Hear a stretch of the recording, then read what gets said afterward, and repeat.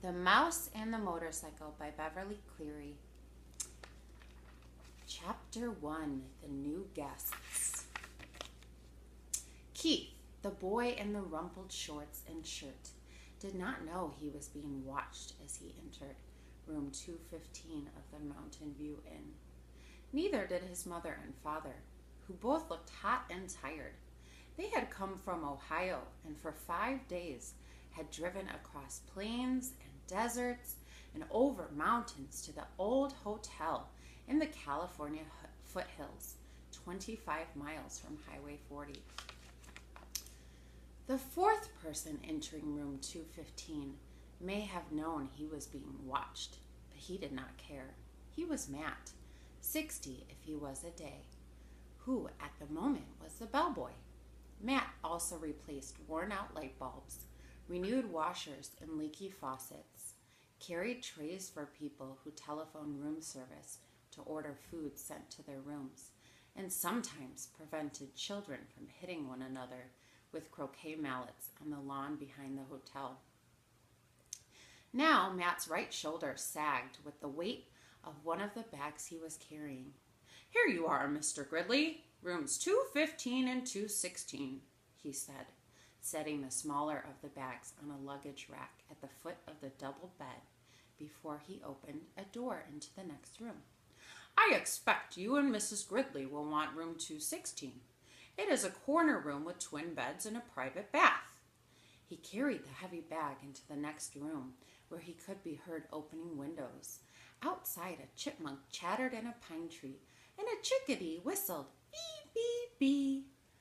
The boy's mother looked critically around the room, 215, and whispered, "I think we should drive back to the main highway. There must be a motel with a vacancy sign someplace." We didn't look long enough. "Not another mile," answered the father. "I'm not driving another mile on a California highway on a holiday weekend. Did you see the way that truck almost forced us off the road?" "Dad, did you see those two fellows on motorcycles?" began the boy and stopped, realizing he should not interrupt an argument. "But this place is so old," protested the boy's mother, "and we have only 3 weeks for our whole trip. We had planned to spend the 4th of July weekend in San Francisco, and we wanted to show Keith as much of the United States as we could."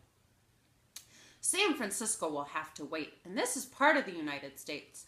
Besides, this used to be a very fashionable hotel," said Mr. Gridley. "People came from miles around." "50 years ago," said Mrs. Gridley, "and they came by horse and buggy." The bellboy returned to room 215. "The dining room opens at 6:30, sir. There is ping pong in the game room, TV in the lobby, and croquet on the back lawn. I'm sure you will be very comfortable." Matt, who had seen guests come and go for many years, knew there were two kinds: those who thought the hotel was a dreadful old barn of a place, and those who thought it was charming, quaint, so quiet and restful. "Of course we will be comfortable," said Mr. Gridley, dropping some coins into Matt's hand for carrying the bags. "But this big old hotel is positively spooky." Mrs. Gridley made one last protest. "It is probably full of mice." Matt opened the window wide. "Mice? Oh, no, ma'am. The management wouldn't stand for mice." "I wouldn't mind a few mice," the boy said as he looked around the room at the high ceiling, the knotty pine walls, the carpet so threadbare that many of its roses had almost entirely faded, the one chair with the antimacassar on its back, the wash basin, and towel racks in the corner of the room. "I like it here," he announced. "A whole room to myself? Usually I just get a cot in the corner of a motel room." His mother smiled, relenting. Then she turned to Matt. "I'm sorry. It's just that it was so hot crossing Nevada, and we are not used to mountain driving." Back on the highway, the traffic was bumper to bumper. "I'm sure we shall be very comfortable." After Matt had gone, closing the door behind him, Mr. Gridley said, I need a rest before dinner. 400 miles of driving and that mountain traffic, it was too much. And if we are going to stay for a weekend, I had better unpack, said Mrs. Gridley. At least I'll have a chance to do some drip drying. Alone in room 215, and unaware he was being watched, the boy began to explore. He got down on his hands and knees and looked under the bed. He leaned out the open window as far as he could and greedily inhaled deep breaths of pine-scented air. He turned the hot and cold water on and off in the wash basin and slipped one of the small bars of paper-wrapped soap into his pocket. Under the window, he discovered a knothole in the pine wall down by the floor, and squatting, poked his finger into the hole. When he felt nothing inside, he lost interest. Next, Keith opened his suitcase and took out an apple and several small cars, a sedan, a sports car, and an ambulance about 6 inches long, and a red motorcycle half the length of the cars, which he dropped on the striped bedspread before he bit into the apple. He ate the apple noisily in big chomping bites, and then laid the core on the bedside table between the lamp and the telephone. Keith began to play, running his cars up and down the bedspread, pretending that the stripes on the spread were highways and making noises with his mouth.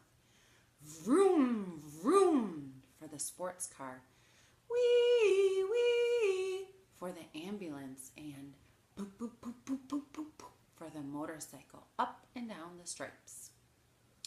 Once Keith stopped suddenly and looked quickly around the room, as if he expected to see something or someone, but when he saw nothing unusual, he returned to his cars. Vroom, vroom, bang, crash! The sports car hit the sedan and rolled over off the highway stripe. Boop, boop, boop, boop, boop, boop, boop. The motorcycle came roaring to the scene of the crash. Keith, his mother called from the next room.